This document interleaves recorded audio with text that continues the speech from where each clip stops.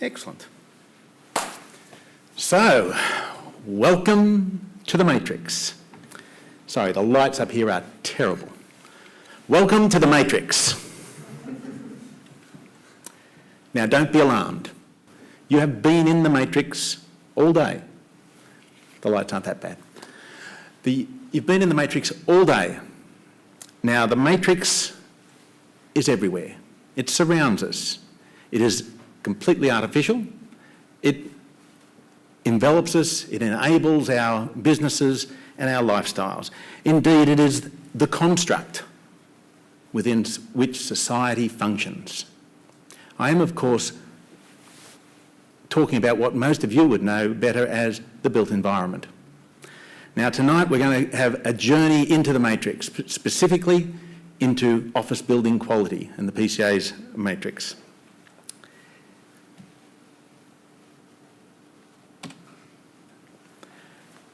As Ashak has already shared with us, we have a distinguished panel. And yeah, just for a bit of fun, to be welcomed to the matrix by myself and my colleagues. So, Australia's unique system for grading office buildings. In terms of our agenda, and I will speak to you for the next 15 minutes or so, I just want to firstly introduce our panel, then we'll talk about PCA, or the Property Council of Australia, that question of what is the matrix. Then we'll go through the guide and talk about a few of the bigger issues around sustainability, quality of life, and really what it all means for the future.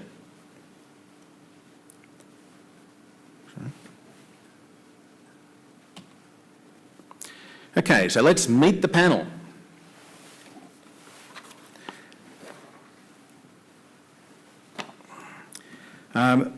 Firstly, we have Charlie Thomas, who is the National Policy Manager at Property Council of Australia. Charlie is responsible for policy development and advocacy for the entire property industry. That includes, of course, owners, tenants, occupiers. All of you. Next, we have Beck Dawson, General Manager of Corporate Sustainability from Investor. Beck is responsible for the strategic sustainability innovations and performance and fund management and commercial office business units for the Investor Office Fund. She also chairs PCA's New South Wales Sustainability Committee and the Sydney Better Building Partnerships Tenant and Communities Working Group. Next, we have Tom Pullinan, Executive Director, Tenant Advisory Group at Cushman Wakefield. Tom has over 28 years of commercial experience and is one of the few who have represented landlords as well as tenants at the very highest levels. His experience covers 3 continents, being namely Canada, the USA and Australia, and notably his clients include the Commonwealth Bank, HSBC, Synectics, Sanifo and the NBN. Ashak Nathwani. Ashak Nathwani is currently with the University of Sydney. He joined the university in 2012 and lectures in mechanical services, sustainability and facilities management. Prior to joining the university, Ashak was a director with Norman Disney & Young for over 33 years. He was recently appointed to the World Green Building Council's Technical Committee, addressing health, wellbeing and productivity. He also chairs Consult Australia's Sustainability Roundtable and, of course, is probably one of our best known panellists to you here present. And last but not least, John Goddard, Director of J. Goddard and Company. John is a chartered building surveyor and sustainability consultant. He's been based in Sydney since the early 1980s and specialises in managing complex building refurbishment, upgrades, alterations and repair works. John is a a founding member and chair of the RICS's Sustainability Group and has been so since 2005. Please make welcome our panel.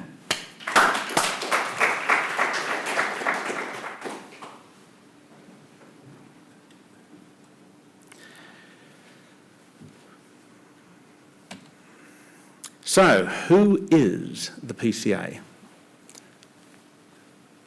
Obviously, PCA is one of our industry's most powerful advocacy groups. They are across all the stakeholders, notably the investors, the property owners and the developers. Ultimately, it represents its members and works with other industry bodies and provides us with a better informed and professional marketplace. Indeed, as I travel the world, I find it hard to explain Property Council Australia. I tend to describe it as, well, it's like Boma on steroids. There's nothing quite like it elsewhere. But you've really come to find out what is the matrix. Okay, we have a different way of doing things in Australia and have done since certainly the 90s, when it was predominantly a one-page document at the back of the magazine. But of course, we had to bring quality into the 21st century. So in 2006, we published the first A Guide to Office Building Quality. It is a voluntary guide, but it provides us with a basis for quality benchmarking across multiple markets. So let's see where this rabbit follows us, or leads us. So, in keeping with our theming, welcome to the real world, a world of voluntary market-based classifying of buildings, characteristics, performance criteria that all empower stakeholders in a world of quality. I said that the first guide was published in 2006, what we know as the red one. Now, we'd taken it from a one-page, let's say, open to interpretation guide, and we found that from a structure point of view, we needed to create actually two guides, one for existing and one for the new. Obviously, existing represents what is good practice and market expectations. The new component of the assessment, or the new design side of it, is more about where you get to invoke that innovation that we all expect of our industry. So we ended up with 36 pages. The industry was horrified, but very accepting of it. It was a world first and remains so. Time has passed, things move on. Quality, perceptions change. So we reconvened the committee. It does take enormous work to create a guide, even being a voluntary guide, and even being one that is only focused on one sector of our market, because things had moved on. If you compare the two guides, you find that things like sustainability, well, if you were to compare the first guide to the one-pager, things like sustainability, security, access were not even mentioned. As we move from the red one to now the blue one, we find that we've become more robust around performance criteria, particularly recognising the sustainability and the facilities management aspects and how they impact on perceptions of quality. But quality is not static, so this guide is constantly under review. I said that there was a lot of consultation. I think from memory we actually had 400 submissions to go through in terms, and webinars explaining the process. And PCA is to be congratulated for continuing this journey with us. So, quoting our committee as it stood in 2012, this is sort of like the bottom line of quality. There is a recognition that the ultimate measure of office quality is a willingness to pay, particularly in the office sector. And when it comes to understanding quality, this is not a simple tick the box. We said it's a voluntary guide, and indeed it recognises the sophistication of the market that we're in, and indeed the differentiation of uses. It's not one size fits all, because if we made a simple tick the box, they'd all look the same. That would not be in our interests as an industry or society. So this concept of it is anticipated that a building of whatever grade we assign it will overwhelmingly meet the stated criteria.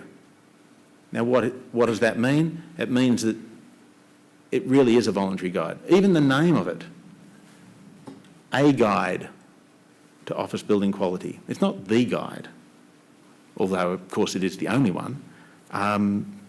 We do rely on our designers and constructors and managers to maintain and manage our built environment.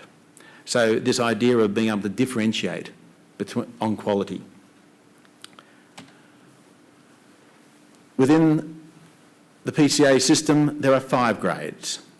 I've listed them out there for you, and you can see how they graduate down. There are those who would challenge the entire concept of trying to quantify quality at any level. And of course, at that point, I always ask for audience participation, and I say, who shops? Come on, let's be honest, we all shop. Every time, if you're shoppers, you are differentiating on quality all the time. That is the space you live in. Interestingly, I've had the opportunity to look at other quality grading systems, and the USA, fabulous, you know, God bless America. They have only 3 classes, A, B and C, and there's the entirety of the definition of a Class A office. If you happen to go onto Wikipedia, want a little more information, it actually says of this system that it lacks specifics and allows for considerable room for fudging. How's that for a technical term? But I thought that gives you the global context. So within the Property Council's guide, there are 14 reporting areas, 14 sections whereby you can assess quality. And these are applied equally, albeit differently, to new and existing offices. Across those 14 sections, there are about 60 criteria that you're looking at. This is an old article. Sir Stuart Upton said of the first guide, don't worry, I know you can't read it, so I'll highlight a few of the sections there. This was from the British Council of Officers, commending what the Property Council of Australia had done, and fundamentally understanding that this is essential for a benchmarking process. Yes, it gets it back down to apples for apples, because everybody is judged on the same set of criteria. Now I'd just like to take you through a few sample pages from the guide. Given that I've been rabbiting on about this fabulous world-class innovation, this is what it looks like. I can tell from the colour scheme that this comes from the new building section. Apart from the fact it's also titled that. And you see how on the new we deal with premium, grade A and grade B. We roll through those 14 being the overall descriptors through environmental,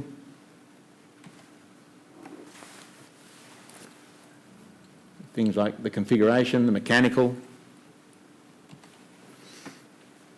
and then we can switch to existing buildings. Existing buildings are dealt with under the same headings in the same way, but in recognition of the diversity and depth of the market, we address all 5 grades. Now, one of the important features of the brief that we originally had in 2005 from the Property Council of Australia was to effectively create this differentiation between the grades, but also from a new building point of view to validate grade B, because there was a feeling in the market that, well, no one ever asks, and obviously there are Grade B buildings being constructed, but you don't get a specification as such for Grade B, and you still don't. But this guide documents it in such a way that you could. Then, of course, beyond those two sections dealing with the criteria, we then have to explain what we mean. So our vocabulary is explained. And of course, as I said, the vocabulary and the coding of these items is consistent across both new and existing. Given that I normally work with lesser resolutions, I just happened to pull out one. This is actually one of the new criteria that we put in. And when you think about it, the life cycling and maintenance planning of our built environment should be a criteria for quality. It wasn't in the first guide, it is there now. And it's not onerous across on a new building. We're only requiring of a premium building, they have a 15 or year more plan. 10 years, 5 years. This is not unreasonable. So I said I would get to the hot topics, sustainability or quality of life. I personally and professionally really believe in this stuff, and I think it is important. And I think that ultimately we are dealers in the quality of life, or certainly creating the construct, as I said at the outset, of how society works and how we relate to each other. You can take any space. I said, welcome to the matrix. Any space that you're in, look at this one.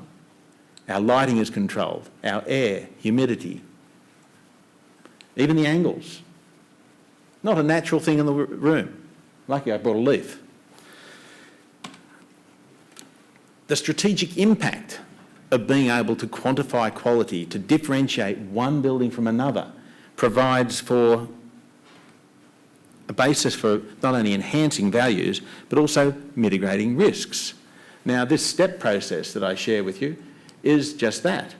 You go through comparing, ultimately, user satisfaction across time, and you work through what your current practices are, identify. Most people jump straight to best practices. Let's try for good practice first. Then you ultimately get the performance benchmarking. The market often has these things, if not back to front, certainly they try. It's with undue haste. Ultimately, compliance. Not just compliance with this guide or compliance with regulatory frameworks. I think we should go beyond compliance, because after all, if we think in terms of the definition of compliance, it means meeting the standard or meeting the minimum. Ladies and gentlemen, we're responsible for designing and managing the built environment, and we're going to aspire to mediocrity. We can do better than compliance.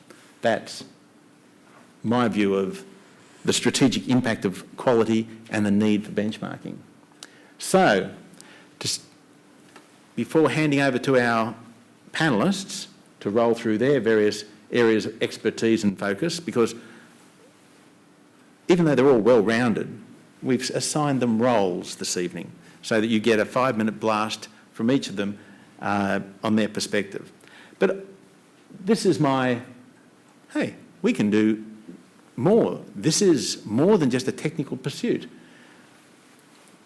We can be asking questions like, and all of these statements could be turned into questions in terms of, what about quality benchmarking? Is it important? Sustainability, is that enough? Does that actually equal best practice or good practice? My challenge of going beyond compliance, the idea of repositioning existing assets to be more efficient, innovative, productive and sustainable. Seriously, knocking down the old stuff to build a nice green, efficient design is not necessarily sustainable. Did we sort of skip that chapter on embodied energy? And then, of course, the hot topic of workplace strategies. We are, after all, creating the containers within which we work, live and play. And so with that, I will hand to our first technical expert, Charlie Thomas. He's going to give us 5 minutes from the industry standpoint. Once I figure out how to work them on. There we go.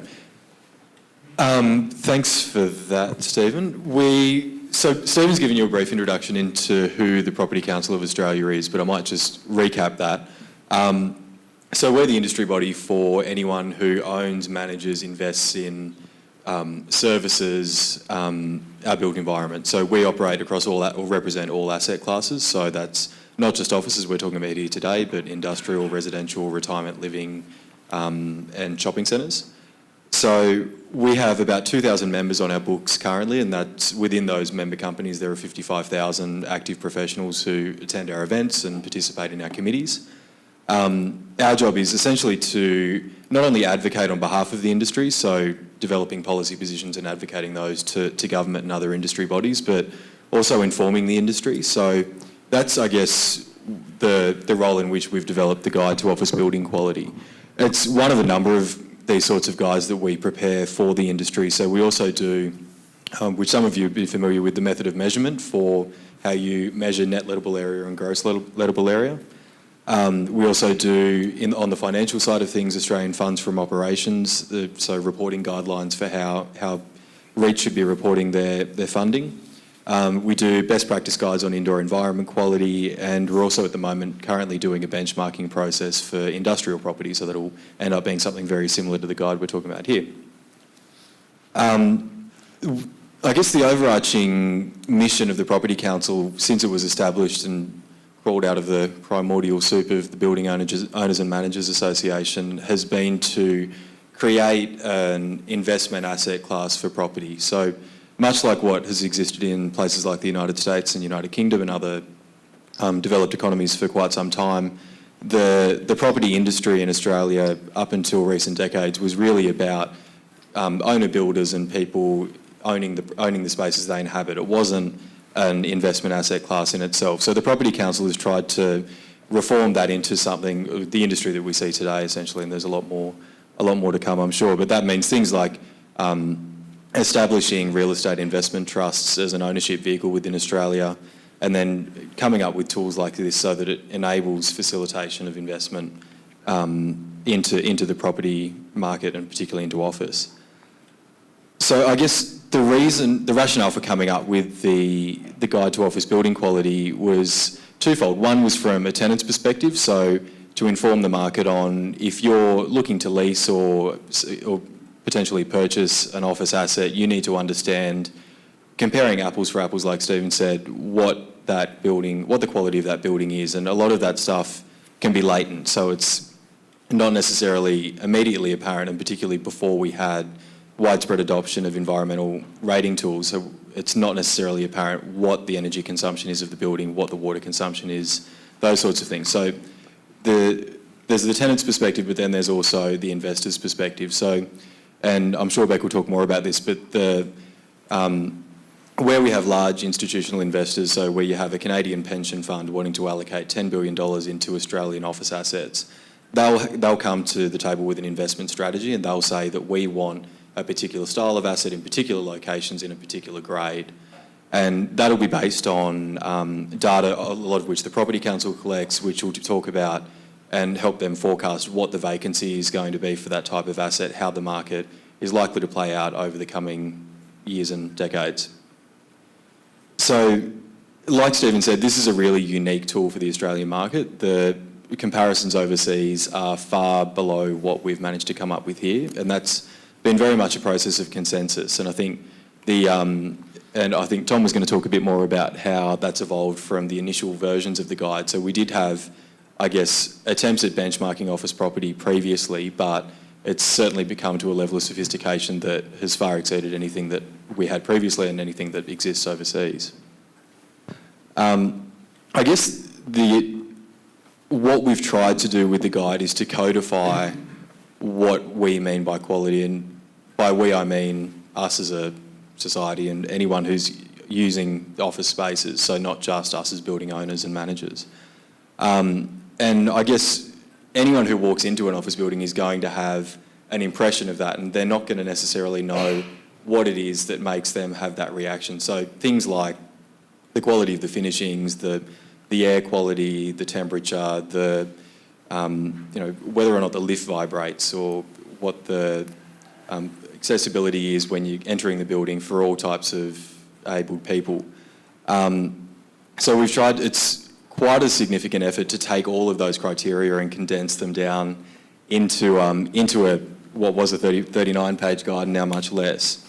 So just before I hand over to Beck, I'll mention that, like Stephen said, it is an ongoing process keeping the guide up to date, because perceptions of quality do constantly move. So next year will be the next review of the guide, and we'll be rolling out Stephen and dusting him off and putting him back in charge of that committee if he'll let us. So there'll be a new participation process where we will be out consulting on that from early next year. Thank you, Charlie. And so taking on from there, I think the first thing I was going to say is, Daniel, we were chatting earlier about the sorts of people who come to these events in your faculty and the sort of events that you've got, who comes along, people designing tables from Japan, people doing all sorts of crazy things with wood, or doing something outrageous with virtual reality. So congratulations first to all the 22 people who arrived today as being the people most likely in your faculty to get a job. Because you're actually talking to people who are actually living and breathing it every day in terms of delivering this sort of service. So I think it's interesting to talk about how we do that and how do we set standards of ourselves in order to produce a level of quality in what we do as a profession. So although it sounds trivial, and I think in some ways maybe a turnout reflects that, there's a misunderstanding about where it takes us as a whole industry and what we deliver in the long run to our country in terms of how our cities work particularly. So in terms of, as an owner, what do we care about? A building quality guide, that's part of it, obviously, but it's fundamentally about the standards that you're sold. If you're, what sort of building is it? Does it meet your expectations? Does it allow you to understand what fair value is when you come to pay for it? Whether you're an owner or an investor coming to put your money in and buy a building, or whether you're a tenant who's going to come and use space in that building space. So from our point of view, it's fundamentally a fantastic and very important thing that we have an agreed industry standard for those buildings. Improves our professionalism, even if it's voluntary. It sets that minimum baseline. And actually, the property industry is relatively simple. It works for buyers, and we need a simple tool with a lot of structure. It's actually just easy to collaborate and talk to people and make decisions. For investors, particularly, the guide actually also gives them quite a lot of information. So if you line a building up, you do a matrix, you line all the elements up, you actually have to fill them all out against the building itself. It allows someone to actually effectively work out, is this literally fair value? The money I'm about to pay, am I going to get it back? You can look at what your opportunities are for enhancing returns over the life of the time that you might own that building. It allows you to compare buildings on an apples to apples or apples to pears ratio. It's based on other standards and performance ratings, so I know that the data and the performance statistics coming into that guide are based on something quite real. It's information that allows modelling for cost-benefit analysis. It allows you to model market rents, like everyone's been talking about, and understanding performance and amenities. So in terms of how I would use it in my job, particularly looking at sustainable, responsible investment guidelines, we increasingly have massive superannuation funds from all over the world, but particularly Europe, coming to Australia, tipping truckloads of millions and millions of dollars into investment real estate in Australia. I want to quickly understand, what are the risks, what are my opportunities? How socially integrated is this building into its network and its location? What opportunities are there to improve indoor air quality and look at kind of standards over a long term? How do I realise long-term capital value by being clever about what I'm buying? And actually having a matrix with all that information laid against it does allow you to do that relatively quickly, in a way that in other markets you have to spend a lot of money in order to pull that information out. So for other people coming to Australia, it also allows us to absolutely capture some of those dollars that improves our cities and our built environment here. Flexible's good. We don't want it to be a mandatory tool. Thanks very much, Charlie. We don't want it to be completely blanket. It needs a bit of flexibility to allow a little bit of nuance, because buildings are not all the same. And sometimes you get a really spanking premium building that on one element might not have made it. And if you had to get all of those elements, it's crazy that it wouldn't make the grade. So I think allowing that little bit of flexibility and allowing it to be voluntary allows that to happen. The simple framework we talk about, is it an A plus or an A minus? Is it a B plus or a B minus? It feels like exam grades for buildings. But that's actually how we use it in our industry, talking about those things all the time. So in terms of how do we use it, what do we talk about? Thank goodness it doesn't have a star rating, is all I can say. I do not want any more star ratings. That would be really confusing. And no, it's not like the one on your fridge. So this is a very different sort of rating. It's just got a little more bones under it in that sense, and allows it to use it in a number of different ways, as you can hear. So it sets a standard and a minimum. It informs the buyer, whether they're the money or the people, bums on seats. It allows for nuance, and it's very simple and effective. We like it. Thanks very much.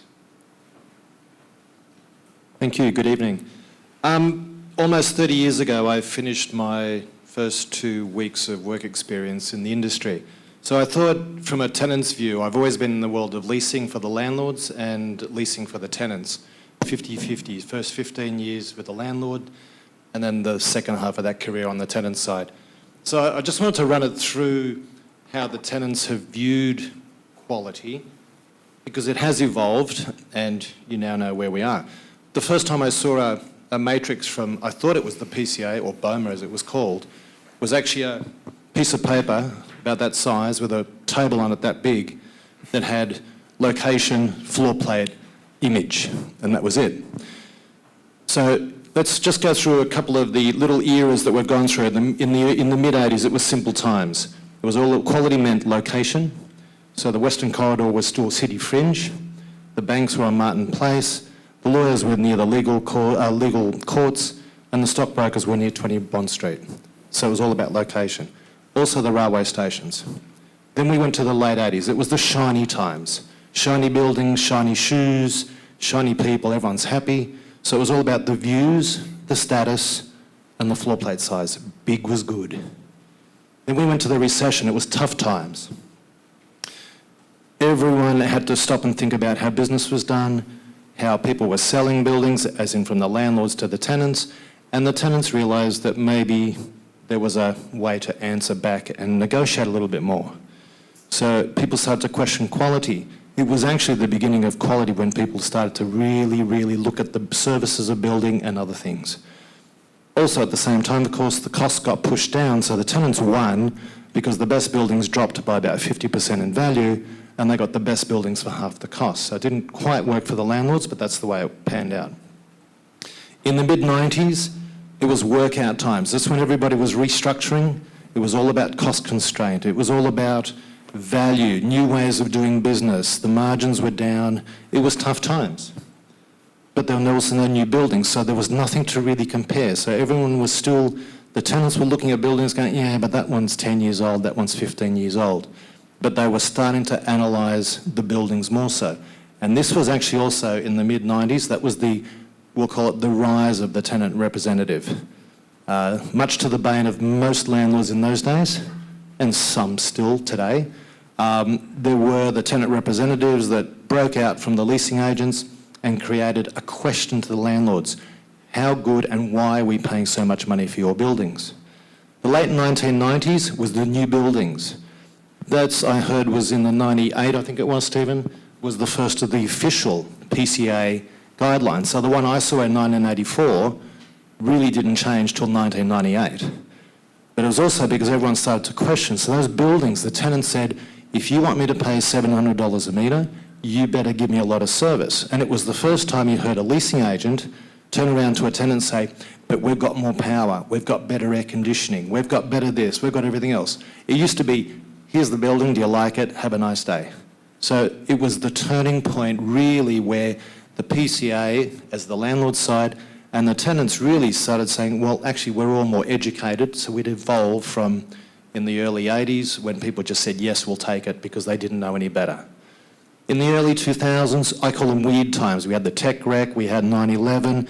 There was no recession, but things seemed to stall. Again, there was no buildings, but the tenant reps kept progressing. Yes, I was one in 2000, broke away from leading the landlord team for a big company to actually starting up their tenant rep division. And it was actually with that years of experience beforehand easier to say to a landlord, no, your building is not A grade, it's actually B, because it was all subjective. So by that stage, the tenants knew what quality was. It had been drummed into them, they understood it, and the landlords actually had to compete for it, and that has sort of created a bit more balance in the market. By the mid-2000s, it was good times. It was really good times for a lot of people, lots of business, lots of competition. But quality then was really on the radar for this next batch of buildings that are coming up now, because they were being planned in those days. So I was asked as a tenant representative 10 years ago to look at plans of buildings saying, what do the tenants want? And pretty much it was the same thing. It was location, it was the views, it was the railway station. But at the same time, they said air conditioning, security, lifts, what are the services like? And we now, today, put all the buildings next to each other and look at a client and go, that's not A, that's not A, that's a B, that's a C. And it sort of allows everyone to actually put into a matrix, but a different way of looking at the matrix of what value is, because it's all about value. So quality really became value. Then, of course, we hit the recession in the late 2000s. Quality really mattered, but the prices went down a bit. Cost does too, and since then we've been all about cost. But by this stage, a lot of the older buildings had gone, so everyone has got used to better quality buildings. Now, with the newest buildings coming online, they're all premium, but they're premium because of the services. Today, we actually have more quality, more balance, more education, and the funniest thing is I was the only tenant representative on the committee for the matrix, and it was the landlords who were actually driving the quality. It wasn't me as the tenant representative, because everyone started to realise that if you want the quality in the services, you need to actually put something down so you can compare it and see where the true value is. So now, just in parting, there was only 3 columns, half a page. Now there's 39 pages, whatever it is.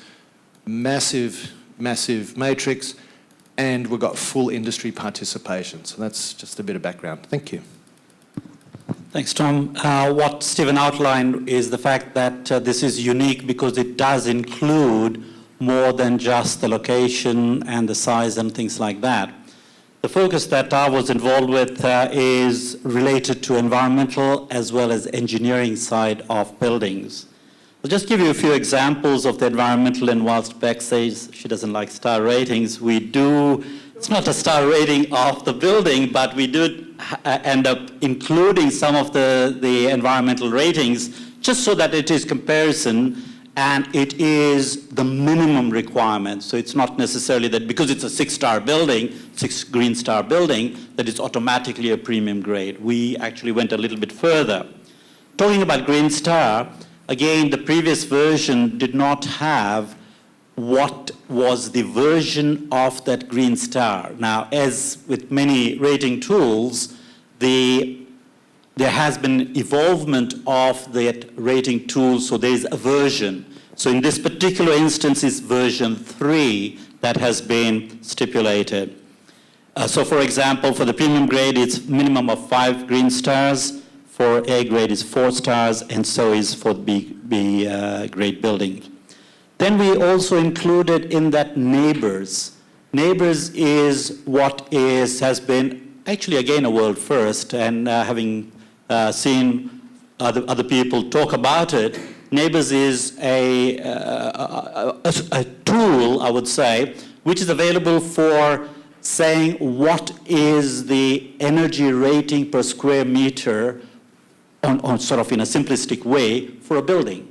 Now, that is actual energy used for an existing building, or for a new building, you do a modeling exercise and you make a commitment to the neighbors' authorities and say that I'm going to commit to a 4-star or a 5-star or now even a 6-star.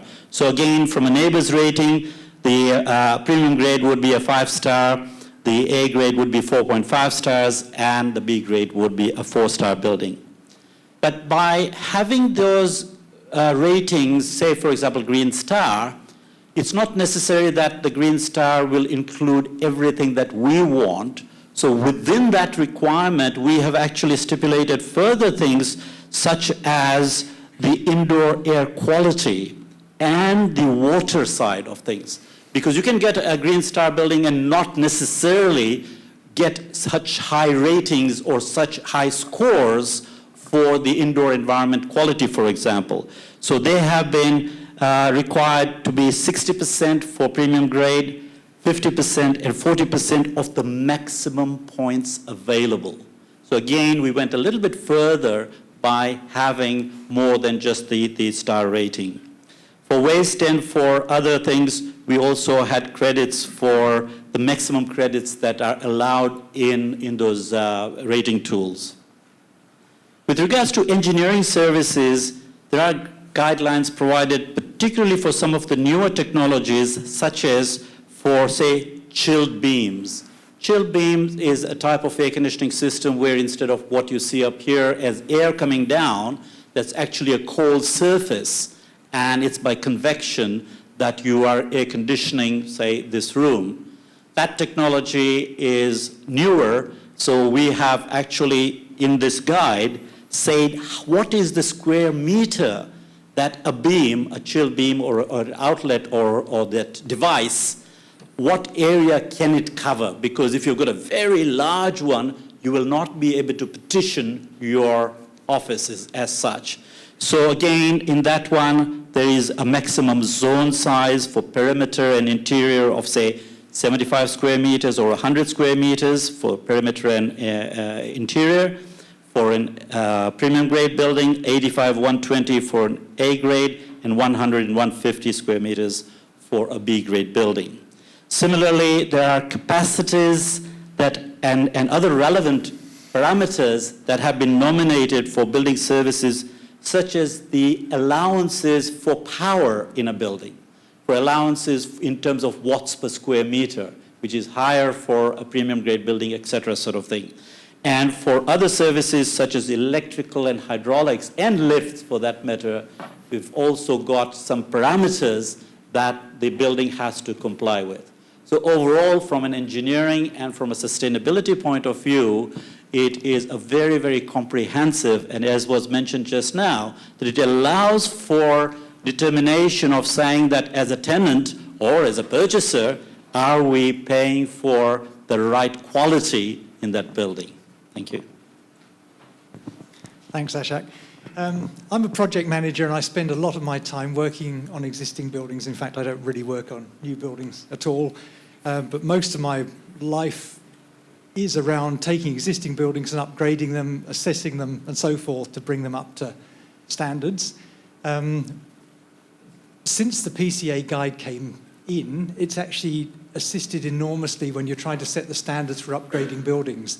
In the past, buildings would be upgraded, say maybe the engineering guys on site would think the air conditioning needs to be upgraded, but they wouldn't quite know by how much. But if they're air conditioning experts, they might push their clients, their building owners, to push air conditioning.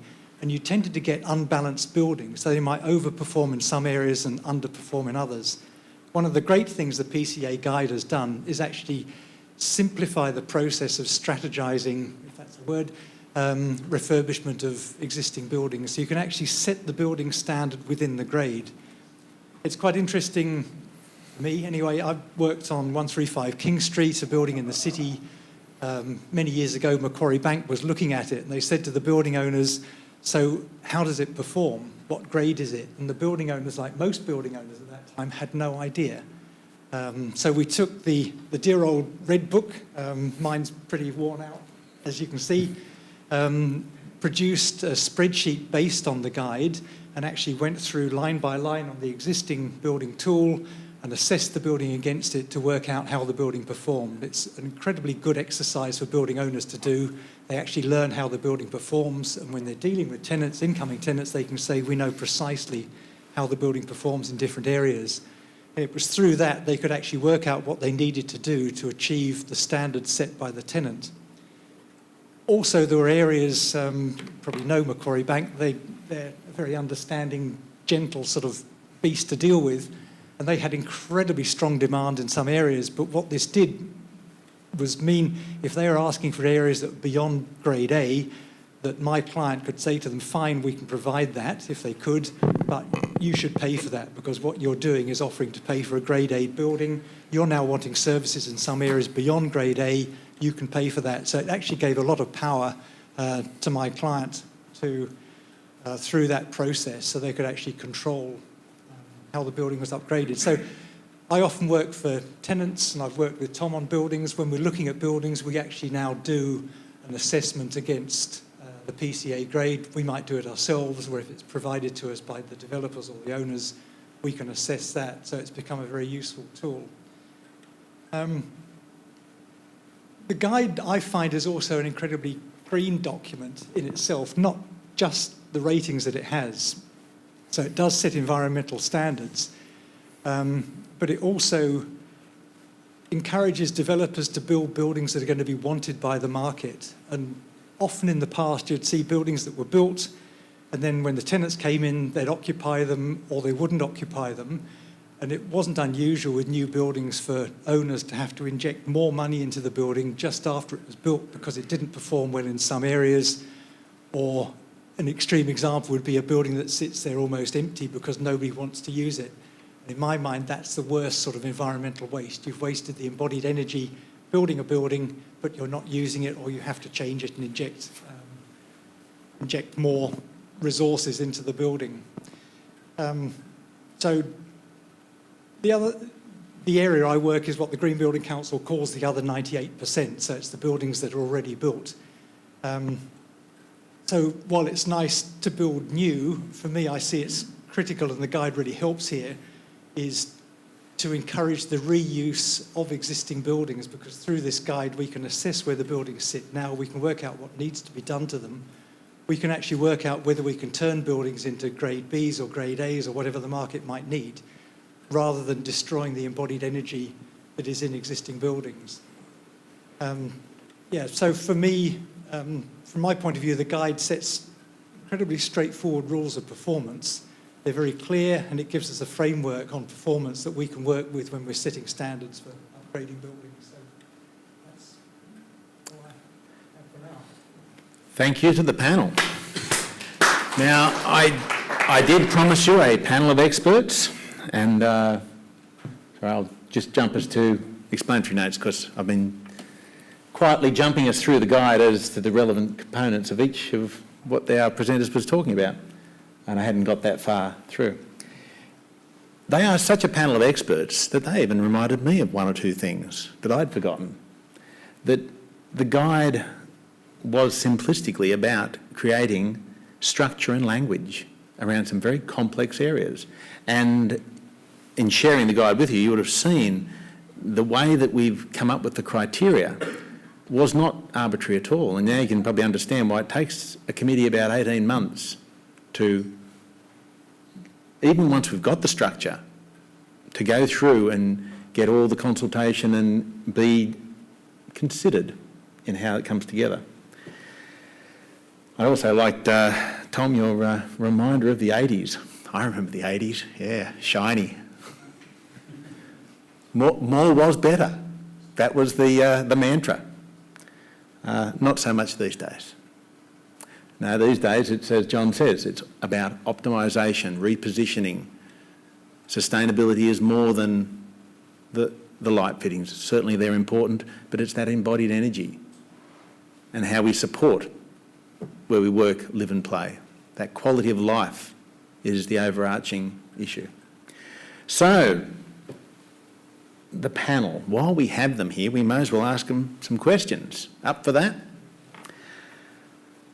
I think if I start off, I'll give them, you'll get the idea, and then we'll turn to the audience and see what you want to know.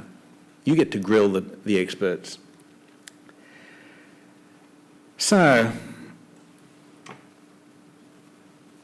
I would say that the owner, Beck, what do they really want?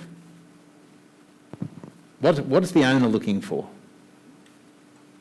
In the guide? No, from the quality of their assets. From the quality of their assets. They're absolutely looking for investment grade, as discussed. I think it absolutely has to meet the pool of money that's prepared to come along and look at it. So we talk about ourselves as an owner logically, most of the big owners who would be described as property owners in Australia actually just look after other people's money.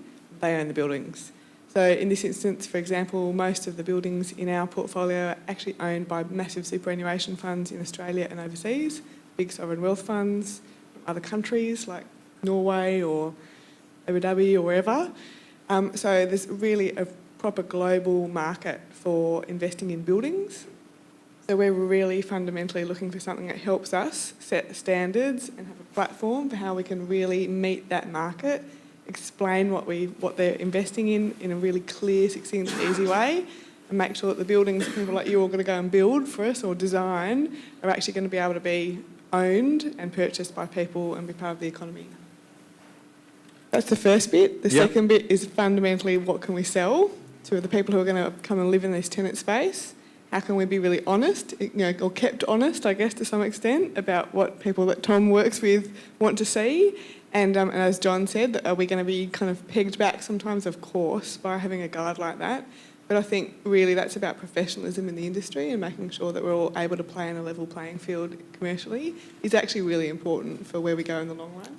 So, yeah, it's absolutely about being able to meet the expectations of the customers and the expectations of investors. Oh, that seems fairly straightforward. Lucky we have engineers like Ashak on the job, and you can deliver all of that, can't you, Ashak? Absolutely, and not only that, but we go a bit further, that we ensure that the level of control in a building is also stipulated or is outlined.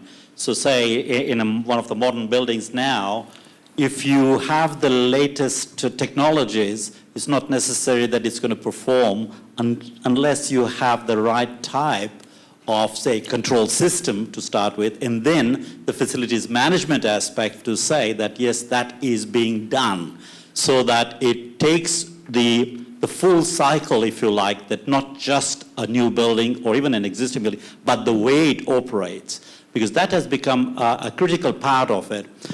Up to now, we have been, and that's not unusual in some ways, but from an environmental point of view, that we've been concentrating on energy, water, and all the resources, but equally important is the indoor environment. And right now, there is a lot of research going on in area of health, well-being, and productivity. And productivity always raises that famous question, is it productive if we do this or if we do that? For a simple answer, we would have got it by now. It's fairly complicated, but certainly there are areas that are being looked at. So with a guide like this and with the requirements of the clients, both from a tenant point of view and from the owner's point of view, I think the engineering and the technology has gone a long way. So you're saying we'll just fill it up with chill beams? Funny you should say that, actually. But there is analysis going... More is better. No, not necessarily. But what I'm saying is that chill beams, for example, the system that I was outlining, in fact, I'm doing a PhD with Professor Richard over here, and one of the questions that I haven't got the answer right now, so don't ask me, but one of the questions that we are looking at right now is which is more comfortable? The traditional variable air volume, the underfloor air conditioning, or chill beams? And in a year's time, you'll probably know exactly which one is, because it's going to take another year to find out the answer. But to answer the question about chill beams, that is the sort of thing that, again, property owners are realizing that that was a technology that drove a lot of the, if you like, was market-driven to achieve higher Green Star ratings. Because if you have a chill beam system, you will use less energy, and from a perspective of indoor environment, it's supposed to be really good and things like that, because you get fresh air, etc., sort of thing. So people were sold on that idea. The technology was slightly early in terms of the implementation, because the facility managers were not quite equipped with the knowledge. There was a knowledge gap between designers and facility managers. So what happened in the earlier cases was that a cold surface that you have in a ceiling space, if somebody's complaining that it's too warm and somebody just goes and turns it down completely, it's starting to condense. and you'll get raindrops inside an indoor environment, and unfortunately things like that have happened. So there was lack of knowledge in implementation. So to answer the question about chill beams, it's got to be taken as an overall thing rather than just saying that is the only technology. Well, fortunately, that must mean all the tenants are delighted, Tom. They're all getting what they want. Well, let me first say that what we do desire is A-grade buildings for C-grade rents. It doesn't quite work that way. And the landlords at the table will totally agree with me, that's what we like. But what we've worked out, and this is now in the last, in particular, 5 to 10 years, a tenant just wants a building that works, something that will meet its expectations, a good manager, and somebody that actually talks to them, which is a modern thing, just so everybody knows. And the reality is it's a building that works for their business for the next 3, 5, 7, maybe even 10 years. At that point, normally halfway through a lease, they're already starting to go, does this building work? Do we want to stay? Do we want to go? And the reason to go very often is not just economic, it is actually if the building works, the fit out works, the property manager is a great person, the rent is value, which is the operative word, the tenant will never move. And that's become the balance in the market. In particular, in the last many years, there's been more renewals that I've ever seen in my career because, well, A, there's not that much stock to go to. In general, there's still good vacancy, but a lot of the stock is not that good, and that needs to be upgraded. And with what John's saying, totally agree. I think the market is the refurbishment of smaller, older buildings so those smaller tenants can go and get the same quality of service for a lesser rent because it shouldn't cost as much as a premium building to refurbish a building and deliver a building that works for not just the small guys but also for the big guys. So, John, doesn't sound like there's too much work in the repositioning of existing assets then, and I must say I've just flicked up here the building management, personnel, life cycling, energy, water. Why did we even bother putting them in there? Huge change in the last few years in the quality of property managers. When you look at the systems they need these days, the systems they have to run, from very fancy BMS systems where they can control temperature and airflows in individual space, through to just watching the guys at companies like AMP, where they've got 3 or 4 different waste streams now they're managing. Investor has the same. They're quite extraordinary, the level of performance you need from the property managers. And also when you look at energy efficiency in buildings, the first thing that you need is management needs to be switched on first before the building. They need to know what they're doing. They need to be passionate about the way they manage the building, making sure things are turned off when they need to be, watching their BMSs to make sure there's no weird spike that happens that pushes up their energy consumption, but also throw out their neighbours rating, because the neighbours rating needs 12 months of continuous good quality information to go into the rating, otherwise they'll lose their rating. And then we've got the funds and the advisors to the funds saying we need to see a portfolio with an average 4.5 or 4 neighbours rating. There's huge pressure on the property managers these days, and it's gone from being a guy with a bucket full of light bulbs to a technician behind a computer running these buildings, but then, as Tom says, talking to the tenants, being nice, knowing what the deal is, knowing the rent. It's quite an incredible change you see in the, and thanks to the PCA also, as in the training. I think the PCA, everybody in the industry has been part of this change, but the guide calls for really switched on management. So it's interesting. So we've heard from the owners, they want the financial returns and they want a commercial. The tenants, they just want more for less. But certainly user satisfaction is part of it. But that's okay, the engineers are going to save us. They're delivering on not just what we can do, but what we will do. And it's about that innovation. And yes, facilities management has come a long way.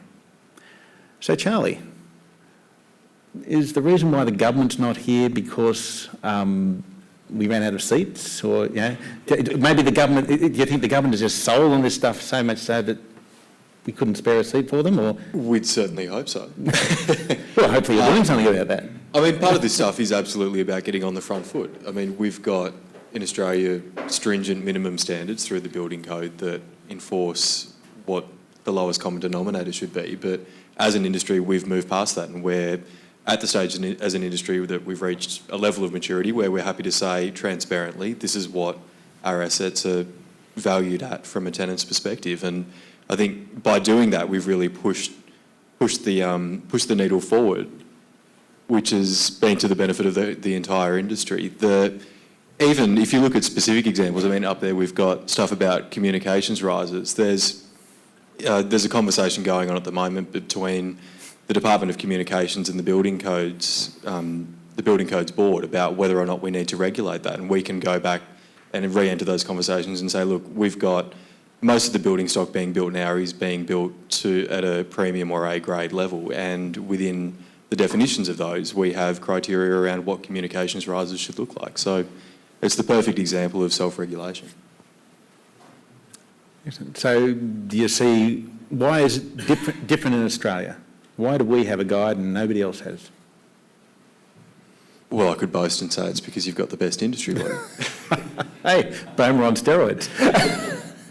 It's the best explanation I could come up with. So,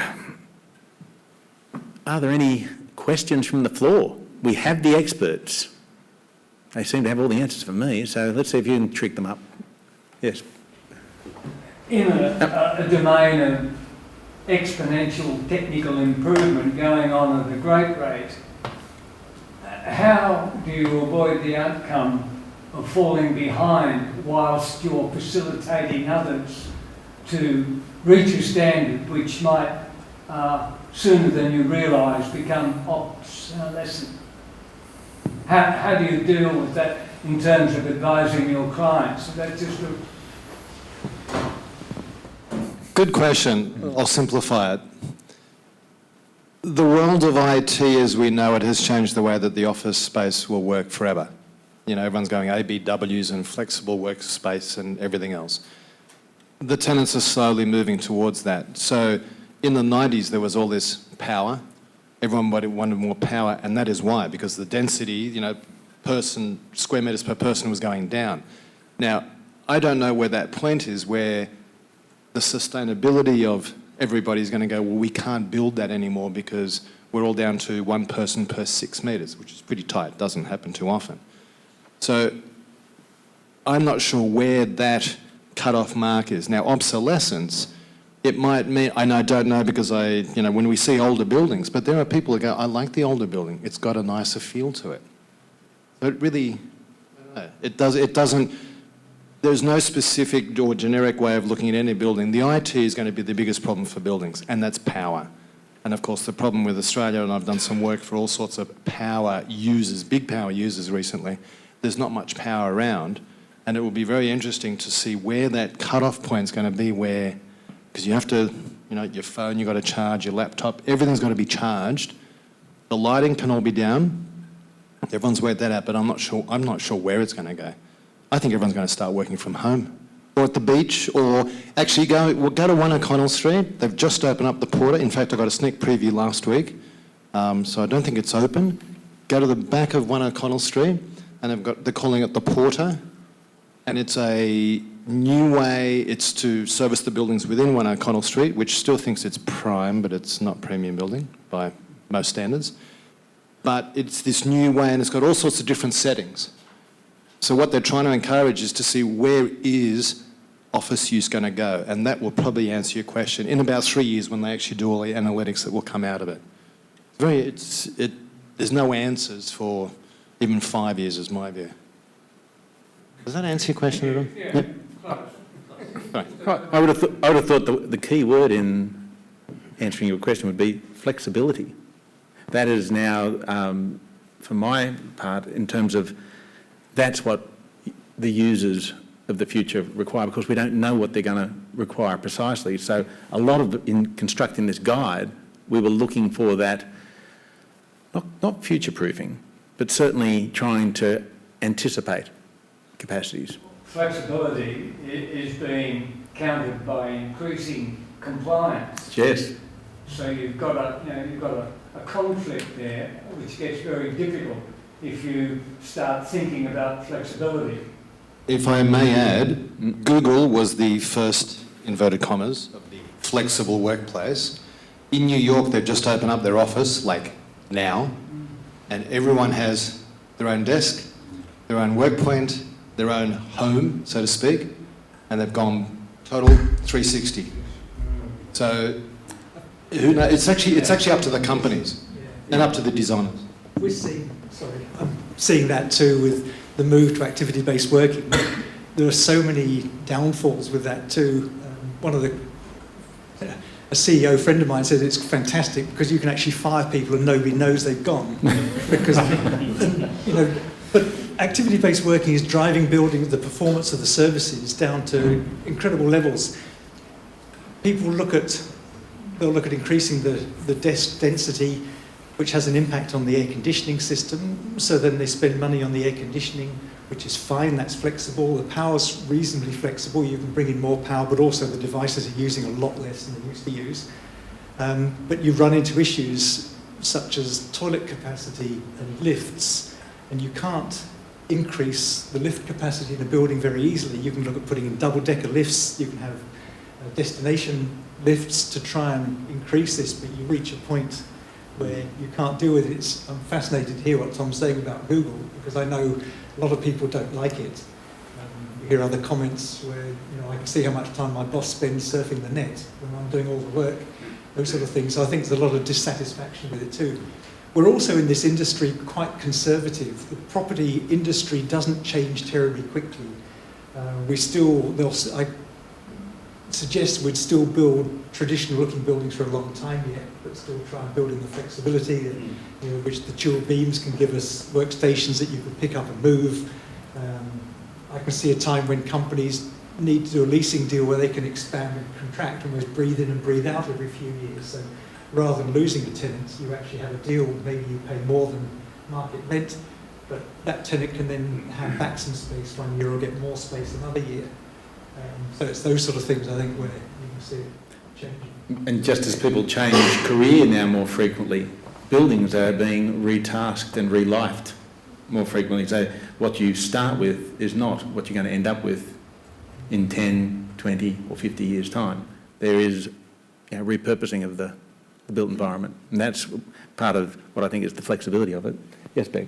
I'm just going to add to the obsolescence question. Obsolescence is a word that we're using quite a lot in the industry. It tends to be coming up a bit. Everyone's talking about resilience and obsolescence of buildings in the longer term, especially when it comes to things like climate change and climate risks in the space that I work in particular.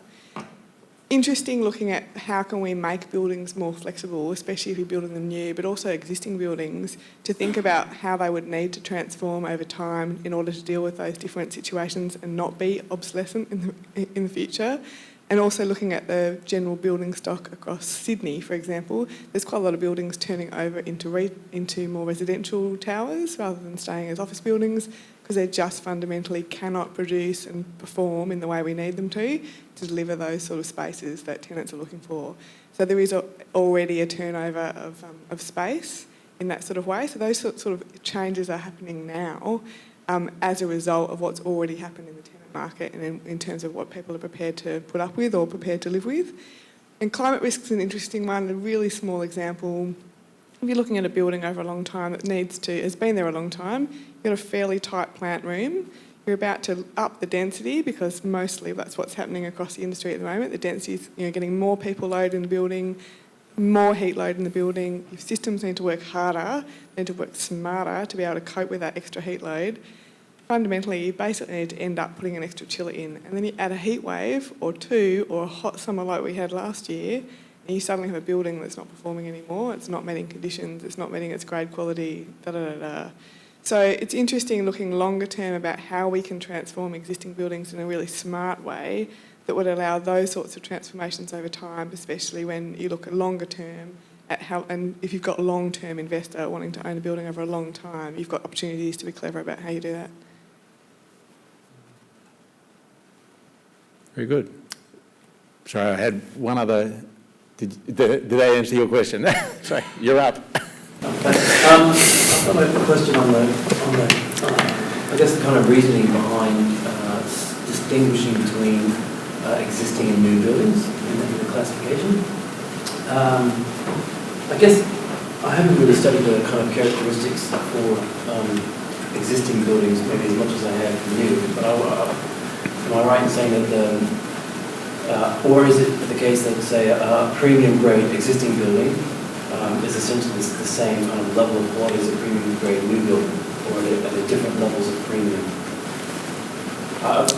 My question goes to, question really means, say for instance, we've got, say, 126 Phillips Street or 8 Chifley or 1 Bly, generally premium buildings now. In 20 years' time, 30 years' time, when the market moves on, or even probably much sooner than that, eventually I can imagine the time when those buildings won't be classified as premium grade buildings anymore. So why make the distinction between existing and new? Or So the distinction, because the existing buildings were existing buildings at the time the grade came it in. seems like kind of this idea of apples to apples is like you're kind of saying, well, there's these apples and then there's another set of apples. That had to be because when we brought the dear old red guide in, there hadn't been a robust grade system before then. So the buildings were built to whatever the developers thought was the appropriate quality at the time. What we did in the guide was actually set standards for premium. So some of those buildings may achieve those standards in certain areas, but there may be other areas where they just don't achieve. We brought in such things as services voids above the ceiling. So for premium buildings, I think it's 125 mil service void above the ceiling, uninterrupted space where the tenant can run their services. Well, some of the older premium buildings wouldn't have had that. It's not the sort of thing you can introduce. Others had more than that. Governor Phillip Tower's got about a 400 mil space where you can just raise the ceiling on any floor. So those buildings weren't built to the guide, so we needed to differentiate between the new buildings that could be built to the guide we brought in and the previous buildings that were deemed to achieve premium. So will there always be an existing and new version? Maybe, maybe not. I'm going to say, taking it back to when we started the process back in 2005, John's right, the new and existing differentiation grew out of the consultations we went through. The idea that having the split had two major advantages. One, it wasn't unduly unfair to those, we're not grandfathering them in, because after all, PCA doesn't grade buildings. The market grades buildings. And the guide simply provides that framework, that language, that structure. So in terms of, in the first iteration in 2006, they were somewhat different. We were treating them like apples and oranges. Because, as I say, it would have been unduly unfair to the existing stock to put on them not just the current standards, but by splitting them into the new, the new created an opportunity for us to put in the stretch targets, to identify those characteristics, those features that weren't yet in commonplace, and indeed part of PCA's market leadership would be then to encourage the adoption and innovation. And those stretch targets were in that original guide. Now, as we move from 2006 to what we have now, the blue guide, one of the major tasks was the restructuring of the guide or the rationalisation of the structure, so that as you move through the guide, if you find yourself with B1, which is building size under configuration in new, it is also B1 in existing. That way, the two, what started as separate guides, are now aligned, so the criteria is consistent, as I said, the structure, the language is consistent, but there is a recognition that there is still a massive existing market. Will there always be two? Time will tell. But from the Property Council's point of view, politically, do you want to make a comment, Charlie? Or no, absolutely not. No politics in this at all. I'll would expect there would always be a differentiation, just because you need to grandfather through the projects that have already commenced at the time that you're releasing. But it's also important to understand how, and we've talked about the changing perceptions of quality. Quality is dynamic, and the guide, even though it appears static, of course that doesn't stop the market from reassessing buildings over time, which then throws you into, well, you do need to refurbish, you do need to keep up and reposition. I wonder when Ashok was talking about Green Star version 3, if you can say, you know, that an existing building, premium grade, version, whatever, so that it starts to differentiate that, because it seems a bit odd that a building could be kind of grandfathered in and given a premium status, and 20 years' time, somehow still hold on to it. But it can't. Firstly, when I said the grandfathering, that was just a point in time. We're talking about 2006. There was if you like, a respect given to the way things were currently. But we realised that the guide would be a massive change. So that was part of an accommodation. But remember, we're not grading, we're setting up a set of criteria. And as I said, over time, market perceptions change, but also buildings do fatigue, they do deteriorate, and their performance will wane. And so the guide actually is a great opportunity to keep the market fresh, up to date, and innovate even in existing. Isn't that right, John? Existing buildings are upgraded to the new, Exactly. to the new PCA standards. Yeah, absolutely. That's what I was going to say. So, your rating or your grade is only as good as the last time you checked it, building against the grade, right? So it's a point in time assessment. So buildings are changing every day. They're mostly going downhill. They're getting used. They've got people coming in and out of them. The systems are working hard. Obviously they're just not going to stay that grade forever. It just doesn't happen. So we're obviously tipping money in all the time to reinvest, get them back up to speed, put new plant and equipment in. What do we need to do next to keep it at grade? So that's just the way buildings are managed now, and I think that would probably answer your question. But in terms of going forward, fundamentally, yes, new buildings should always have a new and stretching target, and that's about how we move the whole industry forward, especially when it's come to environmental rating systems or environmental ideas. That's allowed that to happen because it pushed it in a way that probably wouldn't have otherwise happened, and with industry support, it's allowed that to happen too. When we were doing the guide too, we really did push the PCA. Ashok's mentioned the IEQ standard, so the 60% of the Green Star IEQ points must be achieved by a premium building. And I know we were both pretty vocal about this, that if you're renting a premium building, if being offered to the market, we think you should have the best air you can possibly breathe in a new premium building.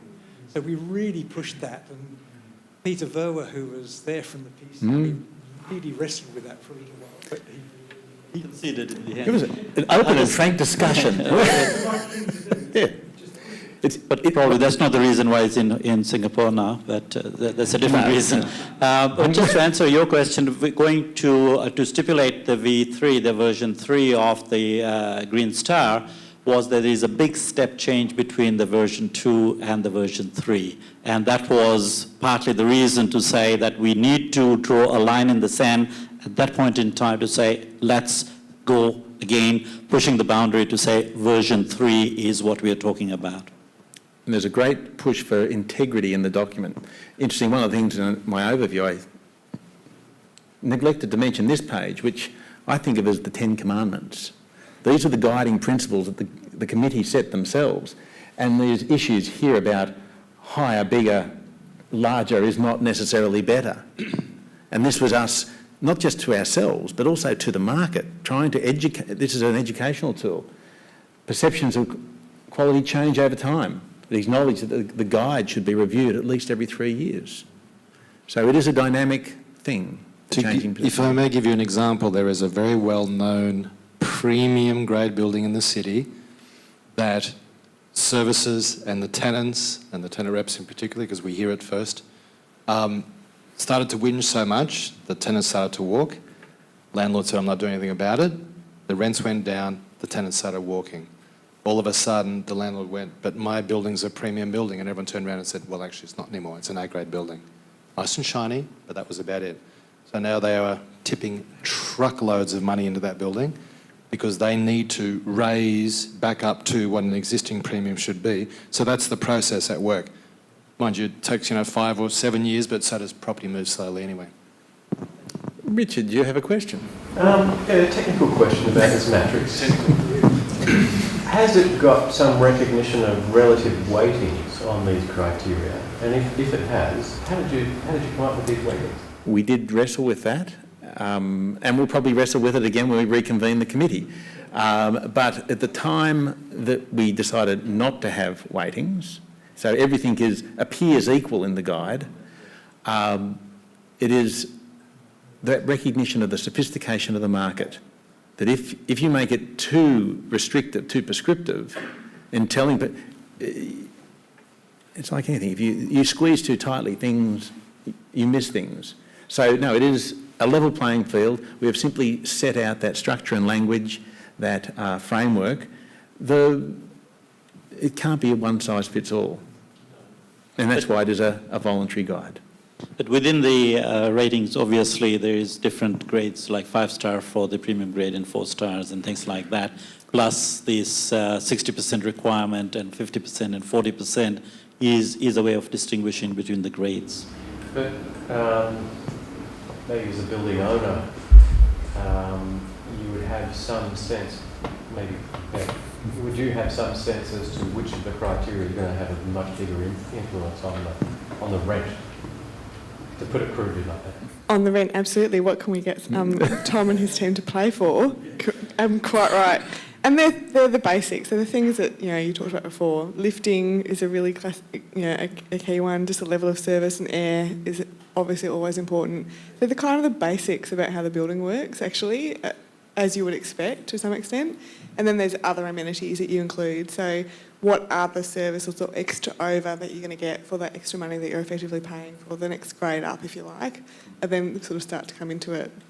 But it is fundamentally just the basics of how the buildings run. Interesting, but in this descriptor, which is actually a legacy element from the original work that was done back in the 1990s, philosophically, these bullet points here are intended to try and capture those perceptional issues.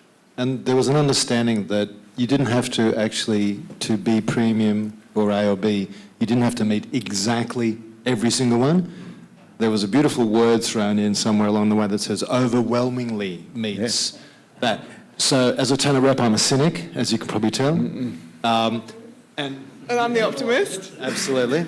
So it's really then an interpretation of overwhelmingly being, meeting the criteria of the tenants, but also of the landlord. And that's when I said before, when a building works, you know where that point is, and that should be the market rent at the time for that building. John would probably have a very good sense of, if you only had a limited budget to try and refurbish a property to lift it up, you would target some of those criteria first. Absolutely, yeah, you would. They're very much hurdles as well. So we've sort of set hurdles that they need to achieve, but then you leave the weighting really to the market, to the owners, to what the tenants demand. But yes, it'll be good air conditioning, as Beck says, good lifts, those sort of things, sufficient power supply. But there's also, within the guide, when you talk power supply, we're actually trying to reduce the amount of power a premium building is bound to provide, to give them the opportunity to provide less and encourage better performance, because the more power you supply, the more power tenants will use. And the opportunities these days to actually use less. So we had long discussions about that too, about trying to push down the standard. I think we were pushing, the industry actually wanted, was sort of half was with us, probably half against. Some of them were quite keen to provide the opportunity to provide less. So if a tenant needed more, well, they can put in more themselves, but the landlord doesn't have to provide it. And that's part of the overwhelming principle here, the idea that not everything is going to be important to everyone. And indeed, if you take we've been talking about the guide in somewhat a reactive form of assessing the delivered product. You can actually quite easily take the guide, and I've done it many times, you turn it around, it becomes a briefing tool. And that way you can create a developer's or a tenant's own weighting system very quickly, because they can prioritise by paired comparison across even at that superficial level of the 14. But then you drill down into the 60 odd items and you fundamentally have your brief. what's important to you as Yes. a tenant. That's the process. And that's the I've started sophistication of the getting work market. together. People know what they want, and indeed those wants and needs are changing at an increasing pace. So that flexibility of the guide is actually inbuilt there. Increasingly, though, it is air conditioning, air quality, control of air, so good quality BMS systems.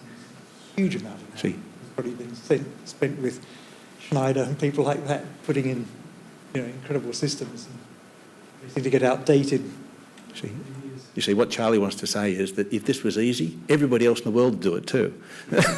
It took the Property Council's innovation and leadership to deliver something which is so useful and so valuable to the market, to fundamentally all our stakeholders. It's part of everyday conversation in the industry too. It's bizarre how people just say, where does that fit in grade A?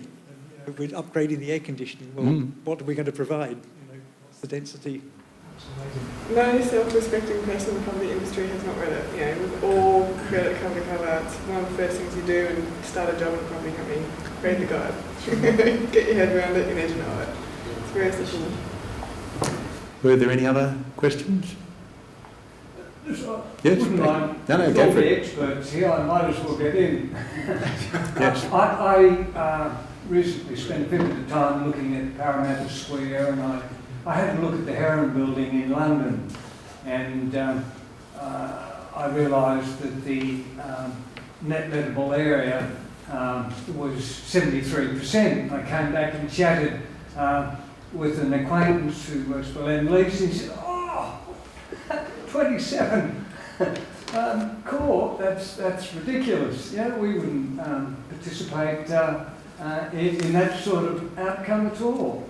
So what I'm thinking from a designer's point of view, that would it be possible to influence design competitions by having an additional criteria which put an evaluation on the gross to net lettable area and how it might affect the envelope? Because we've been struck by having to have a narrative which does bizarre things to buildings. If you know what I mean. And now I wish I'd invited an architect. I think you appreciate what I'm talking about. Check. Yeah. Oh, good. Do you want to answer that one? Yeah. Check out the DGW work done in the late 90s on buildings. I was actually captain of the leasing, one of the best leasing teams in Sydney at the time, and all the new buildings that we were trying to lease to the tenants, we had DGW run through and rate the buildings in all sorts of various things. Funnily enough, in the last 5 to 7 years, I haven't seen any DGW work, but it was so revolutionary and it was so simple, and it gave you the efficiencies of buildings, the GLA to NLA and everything else.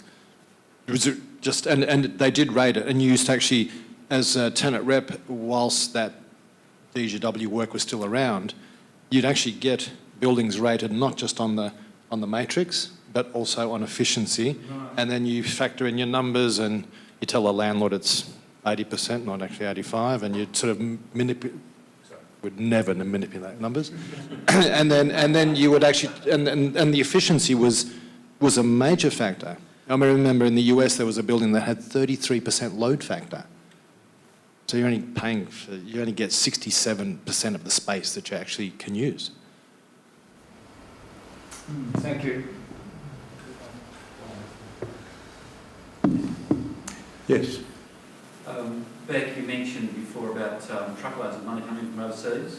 Is this document part of the reason that people from the Netherlands feel comfortable in pouring money into Australian buildings? Because you can read this document and get a very good idea of what it is you're buying, as opposed to going to the States and thinking, for the three-sided coin, you may or may not be right. It certainly gives them more comfort from a long way away in the sense of what sort of industry are we, what sort of business do we do, how do we think about ourselves and rate and assess ourselves as an range of organisations. Absolutely, of course. They've just got way more information almost at their fingertips in a way that they have to effectively pay someone to provide them for in the same sort of way in other markets. So yes, So they would still look for all that information in order to make an investment decision. It doesn't stop them doing that, but they may well have to pay for that information to come to them.